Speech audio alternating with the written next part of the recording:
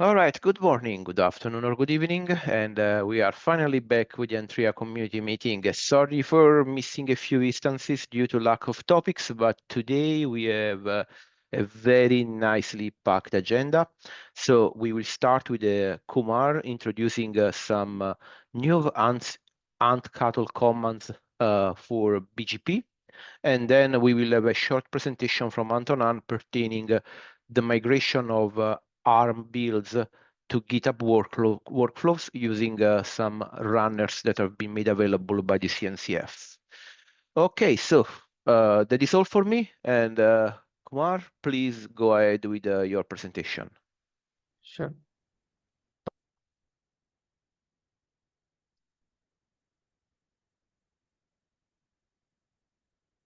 So, hello everyone. So, we have added three new AND-CTL agent commands to support BGP. These are AND-CTL agent commands. That means it will run only inside Antrea agent containers. So, I'll run each command one by one and show you what's the behavior. And for this demo, I have a kind cluster, a dual stack kind cluster, and I have applied one BGP policy.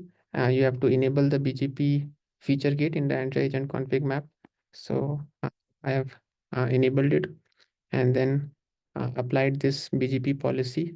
You can see uh, the name, it will applied on the nodes which have label BGP as equals enabled, the local ASN, the listening port, what kind of IPs it will advertise. So it will advertise all these port siders, egress, local egress IPs, and port sider of the node, and the load balancer IPs and IPs and all. What all BGP peers it will have. So I have kept three BGP peers and their information, one of which is the IPv6 one. So this is applied on, I have applied this on one of the node, which is kind worker. So let's go inside and see it.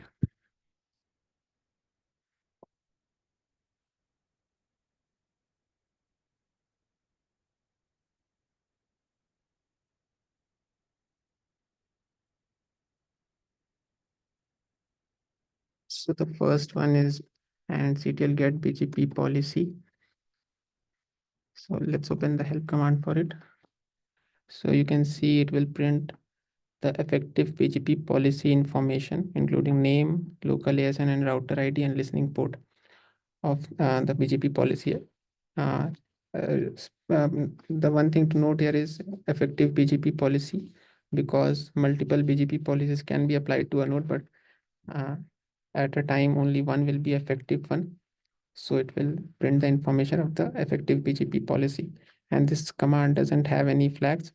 So we'll just use AND-CTL get BGP policy and it will give us the information. So name, which we had, the router ID is the IP address of the node. In case of IPv4 cluster or dual stack cluster, it's IPv4 address of the node. The local ASN which we provided, same, and the listen port which we provided. So if there is no effective BGP policy applied on the node, then we will get an error that it is not found. There is no BGP policy available on that node. Now let's go to the second command, which is AND-CTL get BGP peers.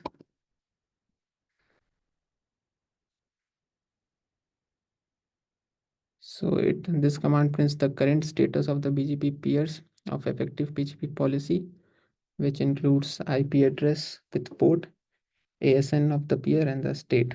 So to get the list of all BGP peers, we'll simply use AND-CTL get BGP peers. If we want only IPv4 BGP peers, we have a flag dash dash IPv4 only. And if we want only IPv6 BGP peers, we have similarly dash dash IPv6 only flag. So let's run it. So we had three BGP peers. So similarly here, we have output of the three BGP peers. First, we will have all IPv4 BGP peers, and then IPv6 BGP peers with their port number. You see port number is attached here, and the ASN and the state. State is currently active because these are just dummy BGP peers which I have used. State can be established, active, and so on and so forth. And if you want only IPv4 BGP peers, we can give that flag. So only IPv4 peers will be available. And similarly for IPv6, we can give only IPv6 only. So only IPv6 BGP peer will be available. The next command is and CTL get BGP routes to get the advertised routes. Print the advertised BGP routes. Currently, we don't handle the received routes, so that's why only will display here the routes which are advertised. And similarly, this similar to previous command, this also has the IPv4 and IPv6 only flags to filter out the routes based on the IP family. So if we do ANSI get BGP routes, so this is the local pod cider. This is one of the local egress IP which is there on the this node, and this is the IPv6 pod cider of the node. So first all IPv4 routes will be printed, followed by IPv6 routes. This is the order. And similarly, only if we want IPv4, so we can use this similar thing. It will print only IPv4 routes or IPv6 routes. And these are the three commands which we have added. And if there is no BGP policy available, then I'll show you that as well. What's the output in that case? For example, on kind worker 2, I have not applied the BGP policy. So there is no effective BGP policy on this node.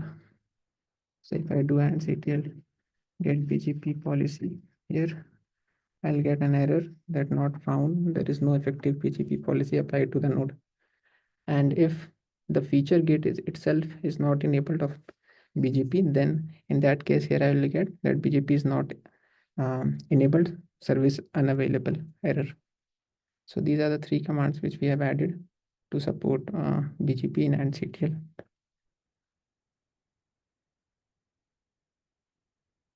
That's all from my side. Thanks. Hi, Kumar. Thanks for the work. I have two questions. First is about get BGP routes.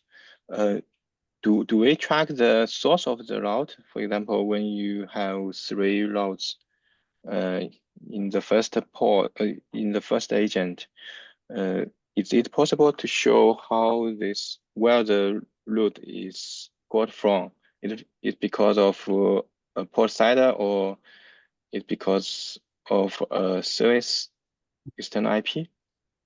Maybe No, this make it more clear.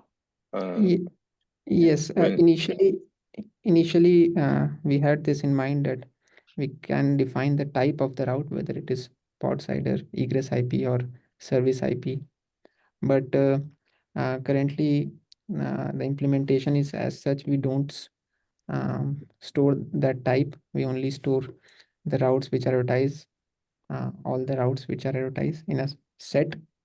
So we just fetch from that and display here. We can take that as a follow-up because initially we had that thing in mind to also give the type of the route in the output.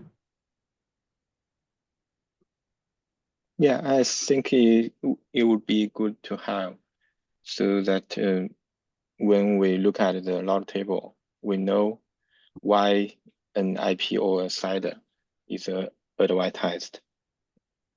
Yes. Another is the exit code when there is no summary source. I think the convention in Kubernetes is the exit code is 0, so that some automation tools will not fail when you try to validate the result. But maybe you can output the message to standard error output, to indicate that there's no such resource applied to this node. But I feel raising error in this case might make some tools may surprise some tools, because it would think that it fails to query the policy, but actually the command succeed. It's just there's no effective policy. So you mean the message would be there, but the exit code would be 0. Yeah, I would also not include the error in this case, because it succeed, right? The output is expected, right?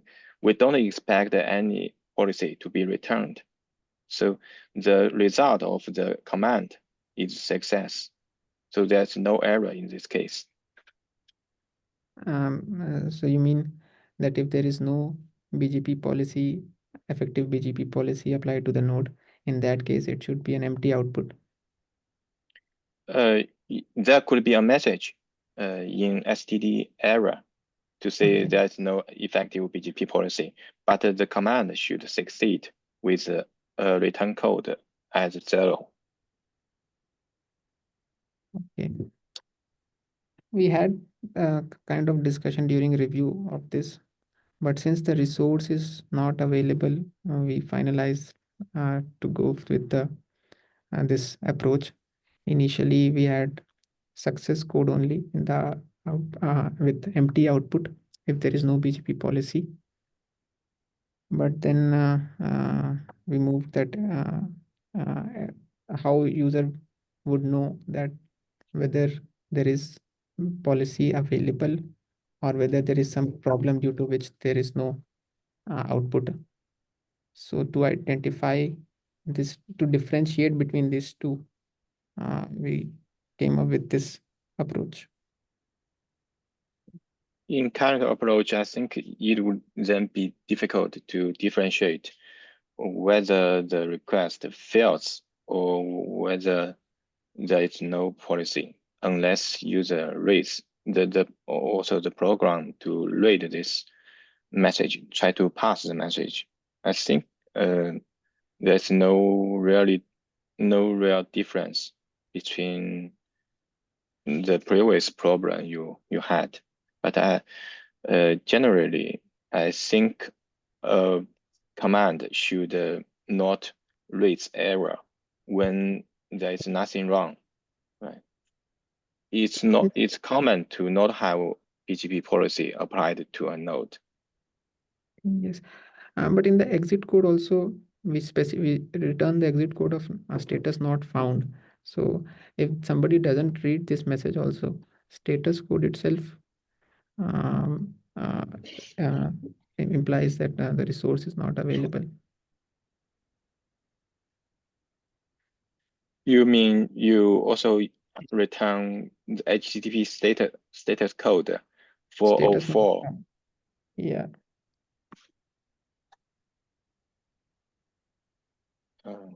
Yeah, I think because I did a review for the PR, if I recall correctly, and I would have to check, but I think I was suggesting that way because it's more,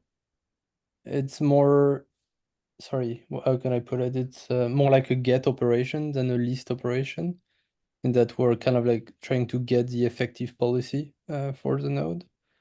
And so to me, it seemed more like we're requesting like a specific object rather than doing a list operation. And so I did suggest the not found code in the API as a way to indicate that there was no policy. And I think the way the response was built, it made more sense to return an HTTP error code of 404 than to return than just returning an empty JSON object. Yeah, the HTTP status code 404 sounds fine, but the error before the not found I think that might be confusing. That the request to server didn't fail. It successfully identified, get the result that there is no no effective policy. Yeah, that Like makes sense to me. I think we should refine the NCTL code so that not all the HTTP codes are handled the same way.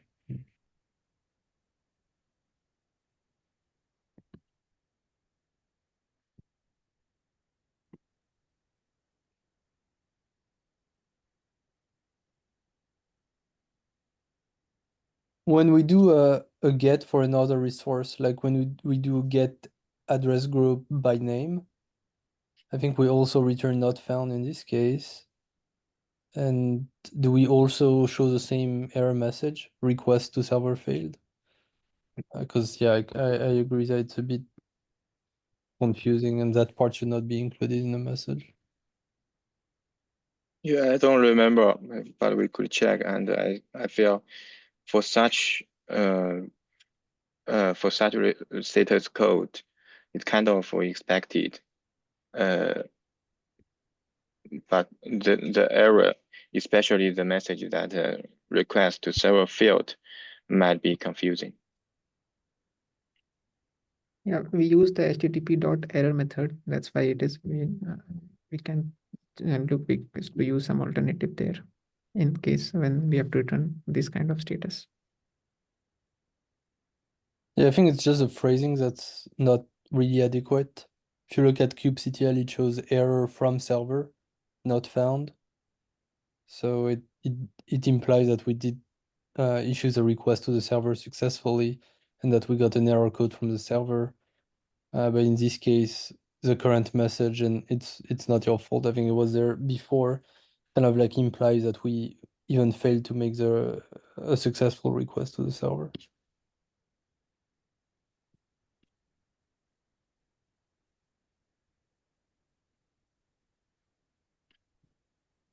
So maybe we can take as a follow-up to check how NCUDL handles those HTTP errors and see if we can improve this message. Yeah, sure.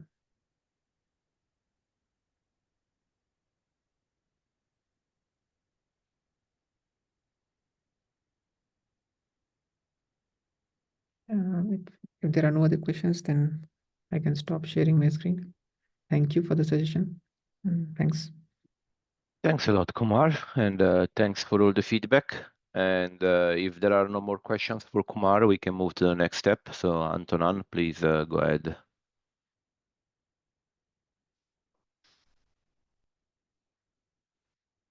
Yeah, let me share my screen.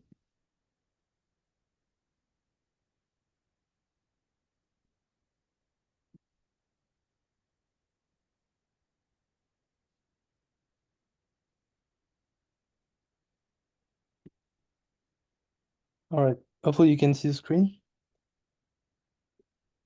Yes. Okay, thanks, Jeremy. So I just wanted to give a quick update on something I worked on.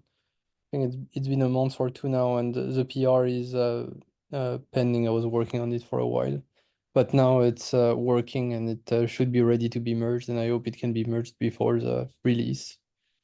So the idea of this work is to migrate the builds that we do for Antrea ARM artifacts. So the way we build the Antrea Docker images for ARM platforms and kind of like migrate the workflows that we use to build those images to the main public Antrea repository.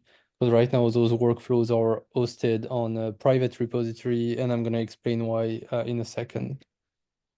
So this is how we build the Antrea Docker images today. So when the main branch is updated, when we push to the main branch after merging a PR,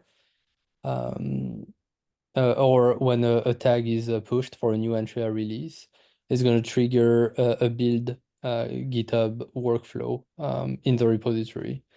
And what this workflow is going to do is it's going to build the agent and controller image, the ones for Linux, which are based on Ubuntu, and it's going to build specifically the images for the AMD 64 platform. And the reason why it only builds for the AMD 64 platform is because we use the GitHub hosted runners, and this is the architecture that those runners use. So we build the images for AMD 64. And at the end of that build process, and after pushing the images to the Docker registry, what we do is there is a last step which triggers a separate workflow using a dispatch method. And that separate workflow is hosted in a different repository, which is a private repository. So that private repository is going to be notified, and it's going to execute GitHub workflows, but this time it's going to execute the workflows on some self-hosted ARM64 machines, which were given to us by OSU-OSL, which is Oregon State University open source lab. And we've been using those VMs now for a few years, ever since we introduced ARM support. So it's been about 3 to 4 years, I think. So those workflows running on the ARM64 machines are gonna build and push the Antrea agent and controller images for the two ARM platforms, two ARM architectures that we support. So we're gonna push with the ARM suffix for the ARM v7 architecture, which is a 32-bit ARM architecture. And we're going to push images with an ARM64 suffix for the ARM64 architecture, which is the architecture used by modern MacBooks, right? The M1 chip, M2 chip. After we push those images, so now in the registry, we have like separate images for all three architectures, right? AMD 64, ARM and ARM64. And when we have that, we're going to create multi-platform manifests. So Antrea agent Ubuntu and Antrea controller Ubuntu. And those manifests are the ones which are used by users when they install Antrea. So our Helm charts, our YAML manifests, they refer to those multi-platform manifests. And then based on the architecture of the Kubernetes node on which the image are going to run, the correct image for the correct architecture is going to be pulled from the Docker registry. And after we push that multi-platform manifest, there is another workflow which also runs on those self-hosted ARM64 runners, and it's going to test the images by running upstream Kubernetes conformance jobs on a K3s cluster, actually, which was built using the self-hosted ARM64 runners. So this is how we publish all the Antrea images today. So why was it done that way? Because it's, as you can see, it's a bit of like a convoluted process in a way, and it doesn't, unfortunately, it does not all happen in the main Antrea repository. So the main reason is that building the image, at the time we had a unified image. We didn't have split images for the agent and the controller. Today, this statement only applies to the agent image. But building that image on AMD 64 Linux machine from GitHub requires using emulation, and it's quite slow. I remember doing some tests a few years ago. Now I don't think things have changed there, but it would take a long time to build the OVS image because there is like a compilation stage of OVS, which is very slow using emulation. We could get around that by modifying the Docker file so that we use cross-compilation support in the compiler. But then after that, we build a base image, which also runs commands and also installs distribution packages. So it takes a while, and it would make a CI slow. Additionally, building is only a part of it. We want to be able to test the images that we build for ARM as well. And so once again, we cannot really run tests using the ARM machines on the GitHub hosted Ubuntu runners because they have the wrong architecture, and they're using emulation would definitely not be possible. One legitimate question is, so okay, so we cannot use the GitHub AMD 64 runners, but we have those ARM 64 machines. We could just use them as runners in the public Antrea repo, and we wouldn't need to maintain that separate private repo just to build the ARM images.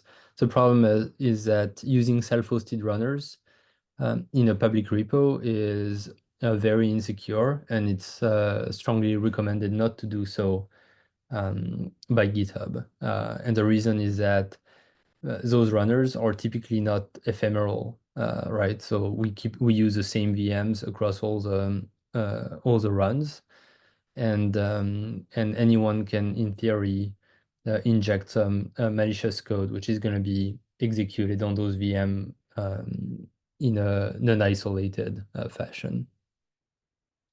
Obviously, there are some ways around that. For example, there's a solution which is called actuated, which is actually used by the CNCF, which adds a level of indirection there and kind of lets you create ephemeral VMs to run your workflows in the way that essentially GitHub hosted runners do. So every time you run a workflow, you get a new temporary VM, which is just gonna stick around enough time for you to run that workflow. And yeah, you get a new VM for every workflow that you need to run.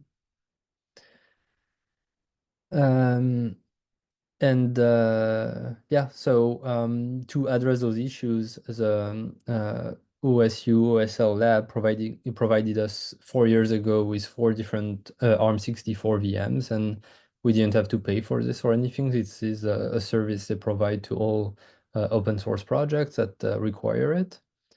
And that hardware that they gave us, I mean the hardware on which the VMs run, use Ampere silicon, and that silicon supports running ARM v7 32-bit binaries as well in a native fashion. So thanks to those VMs, we're able to support both 32-bit ARM and 64-bit ARM. And then again, that's what we've been doing for the last 4 years. There are some big drawbacks to this approach, but until now we didn't really have a choice. So the drawbacks are like the build is very convoluted, right? I think most of you were probably not aware of how those things were working until now. So we have a build which is not really transparent, which is bad because we're a CNCF project, but we still use that private repository hosted in the VMware GitHub, I think, to manage a part of our build. And that's not an insignificant part of the build, because that part of the build is responsible for publishing the multi-platform manifest. So at the end of the day, it's responsible for publishing the main user-facing Antrea container images. As I mentioned before, those runners that we use are not ephemeral, and that tends to create issues over time. So they keep being reused, build after build, test after test. And sometimes something goes wrong in a test and some manual cleanup may be required, even though that has not happened like very recently. But still, sometimes the tests just fail. Sometimes a Docker build cache is full and like manual intervention is required. Not too different from what we sometimes experience with the Jenkins runners in other parts of the CI infrastructure. Another thing which is annoying, and I take care of this, but those runners need to be maintained manually. So from time to time, I need to install security upgrades and reboot the machines, for example. There is also an obvious lack of symmetry between the different platforms. So the AMD 64 build happens somewhere in the open source repo, and the ARM builds happen in another place in a private repository. So again, lack of transparency or lack of symmetry. One issue that also came up, I think, in the past when the M1 chips were introduced for macOS laptops, is that there was a bad experience for contributors developing on those laptops because the base images on which Antrea is built only supported the AMD64, and so you couldn't just run make locally and get the agent and controller entry images. You kind of had to rebuild everything from scratch using the script in the ACK folder. I don't know if it's still an issue today because I think the Rosetta 2 emulation works pretty well with recent versions of Docker Desktop. So I imagine that it is possible to use the AMD64 images completely on those laptops. I don't have a ARM laptop. I still have an x86 laptop, so I'm not 100% sure. And yeah, I don't know if make just works out of the box. Maybe someone knows here, or if you have to do some tricks to force it to use AMD64 platform. And finally, and that's something I've been thinking about more recently, is there is no straightforward way for us to push the entry images to a separate registry. In this case, the GitHub container registry, which I'd like to do so we have like a viable alternative to Docker Hub, to docker.io. And so what changed recently is that GitHub has announced that hosted ARM64 runners would be in public beta for enterprise accounts. So I think that announcement dates back to March, so earlier this year. And because we're part of the CNCF organization, they actually have an enterprise account on GitHub. Well, technically, the Antrea organization is part of the CNCF enterprise account on GitHub. And thanks to that, we have access to ARM64 runners. And you can see the label for those runners here on the slide. So those are 2 core machines with 8 GB of RAM. And so thanks to those runners, we're actually able finally to move the GitHub workflows, which I described previously, from that private repo to the public repo. And so we'll be able to build and test Antrea images for the ARM platform directly in Antrea io/Antrea, and everyone will be able to access those workflows. And one issue I didn't mention before is if there is a failure when building the ARM images, no one gets notified except for me and perhaps Chan. And so there is really no one to look at the failure besides the 2 of us. And it happened once or twice in the past that some changes to the code created build failures for the 32-bit ARM architecture. That doesn't happen very frequently, but I think it happened twice in the past. And I put a link to the pull request, which is implementing that change. And so quickly, essentially, to conclude here, I wanted to quickly walk you through the changes coming to Antrea as part of this pull request. So essentially, I'm updating 2 of our GitHub workflows, the build.yaml one, which handles updates to the main branch, and the build tag one, which handles building the images and pushing them for Antrea releases. The 3 images for the 3 platforms that we support are going to be built currently by 3 different jobs. And after that, the multi-platform manifest is going to be created in the registry. Just like with the self-hosted runners that we had, the 32-bit ARM v7 image can be built using the ARM64 runners. So there is no emulation required there. It's just something which is supported by the ARM64 architecture, CPU architecture. And another big change is that we're now going to have dedicated base images and build caches for those base images in the registry. So I added the names over there. And what I did is I just added a suffix with the architecture to the base image names.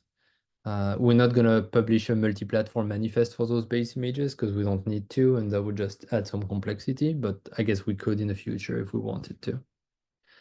Hopefully that gives better support for Antrea developers who are currently using ARM machines, including M1 and M2 laptops.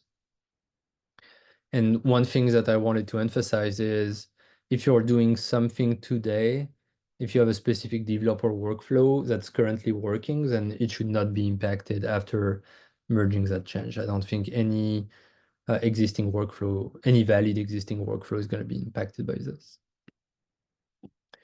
And so in the future, I want to have a follow-up PR, which will migrate ARM testing to the public repo. So the current PR is only doing build, and I wanted to save testing for a future pull request for a future change. And when we migrate the testing of ARM images to the public repo, we'll just be running Kubernetes conformance tests on a kind cluster. So the idea is to keep those tests like quick and fast and just detect some obvious issue with the binaries. So until we do that follow-up PR, the existing self-hosted runners from Oregon State University will keep handling the testing part of it. And after that follow-up PR for testing, what I really want to do is start publishing user-facing images to the GitHub container registry, because that registry has no pull limits. So there is no rate limiting for pulls. And today, in the Docker registry, we are part of the sponsored OSS program. So in theory, we don't get any rate limiting for our images. But what I've seen is that sometimes Docker forgets to renew our status, even though I fill up the form every time. And there is always a possibility that Docker can decide to stop that program at any time. So it will be good to have a backup so that we can keep offer the images to our users without any kind of rate limiting. And I think I'm going to skip the next two items for now, but one thing that that recently came to my attention is a tool called Docker Bake, which is supposed to simplify your Docker builds using a declarative approach to define the builds. And I have opened an issue for this. This is something I want to look into the future as a way to simplify our build process, but it's definitely not a priority right now. So I would say obviously the first three items on this slide or things I want to look at in the short term, and the other ones are more like long-term thing to investigate. All right, I talked a lot, but that's all for me.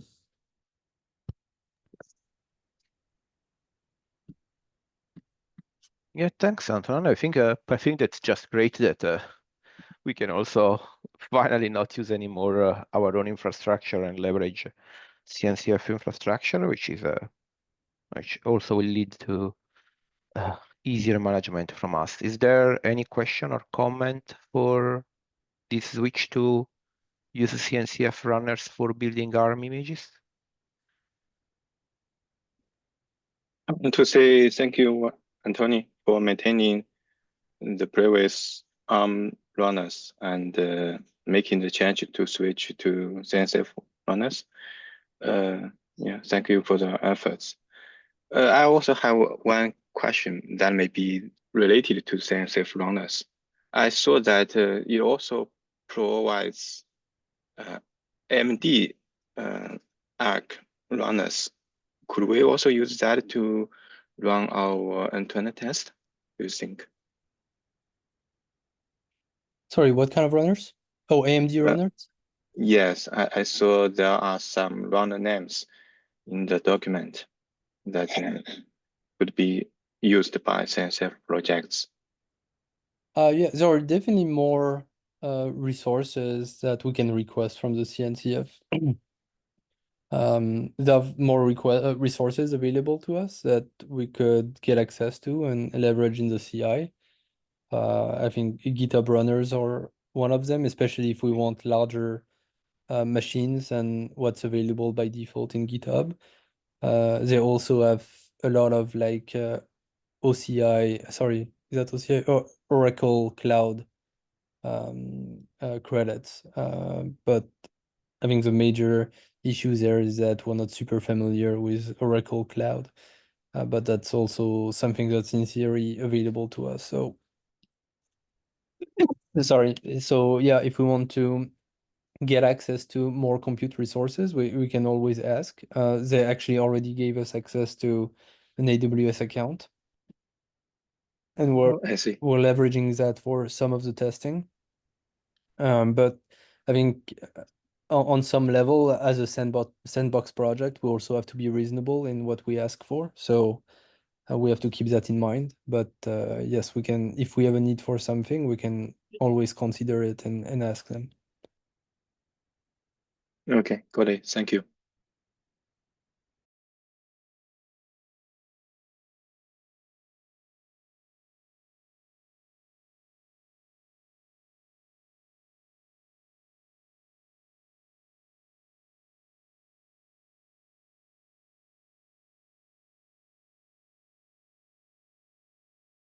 All right, I think that's it, Salvatore.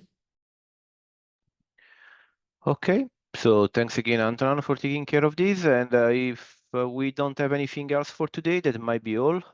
Thanks everyone for attending, and hopefully talk to you again in 2 weeks' time. Enjoy the rest of your day. Have a good evening or a good day. And that's all for today. Thanks for attending. Thank you. Thank you. Cheers. Bye-bye. Thank you.